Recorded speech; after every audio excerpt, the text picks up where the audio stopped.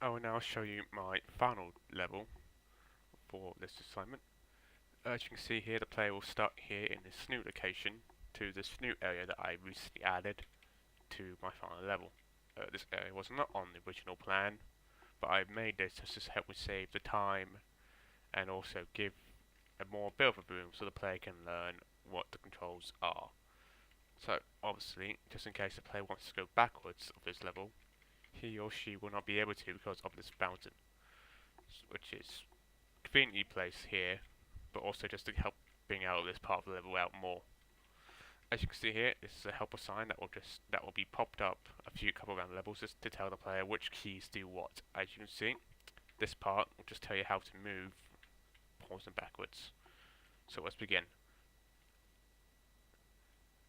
As this part will just help the player know how to jump, and this part again is just to help the player to learn the controls to jump. Obviously, the player, he or she may not know which button key to press, so obviously put the sign here just to help this point, just to this will do. Once the player does enter this part, the level will begin. Slowly, the player will come up to this point of an angel. This angel is just supposed to give the player understanding that this point is a checkpoint.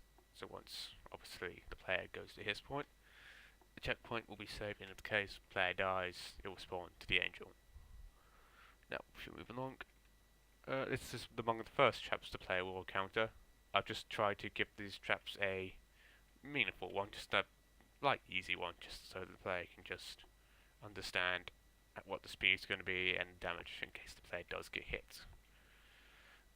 This is a switch that will help open one of the hidden doors or the hidden ways to get through the level. As you can see, this help signal is just to help the player to understand. Well, just understand that signals, switches may be placed or come anew, such as you can see here.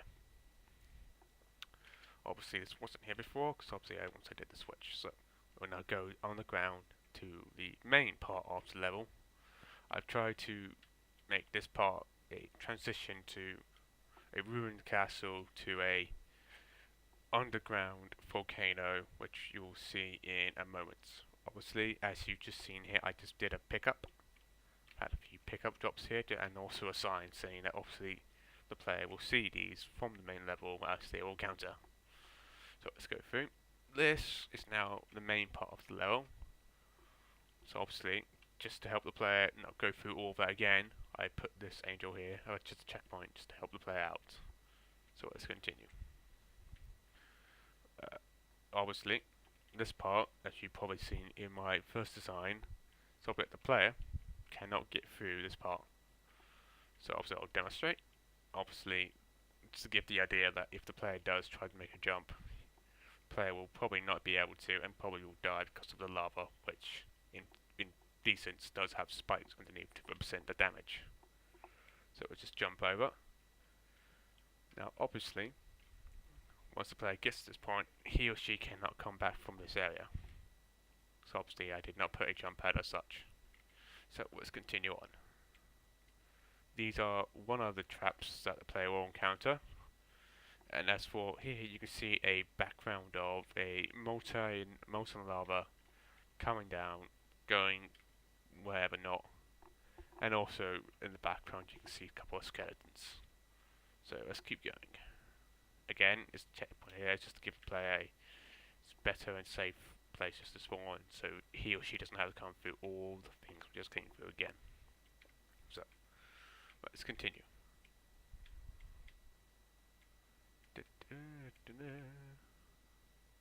This is one of the new traps that I have made, just to give the player a bit of a challenge of just trying to get past them, but also taking patience and learning how these will operate in time, but also as well as damage. So this is a new feature that I found out that I can do. It's just a simple bridge, but obviously with the road spikes.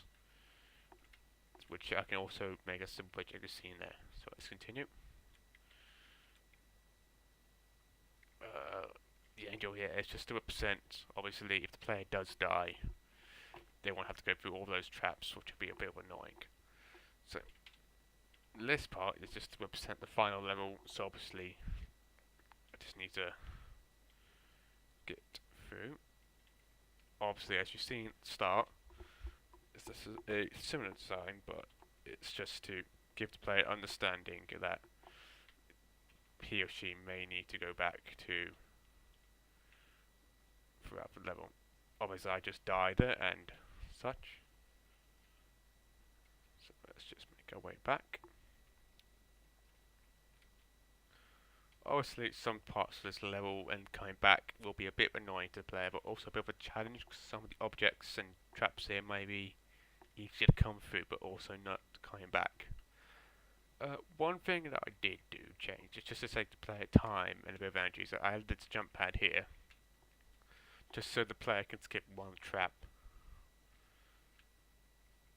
So just to save that time, energy, and that's not or not. Obviously we're coming back, and obviously that's the first part of these stairs you saw in the earlier part of the level.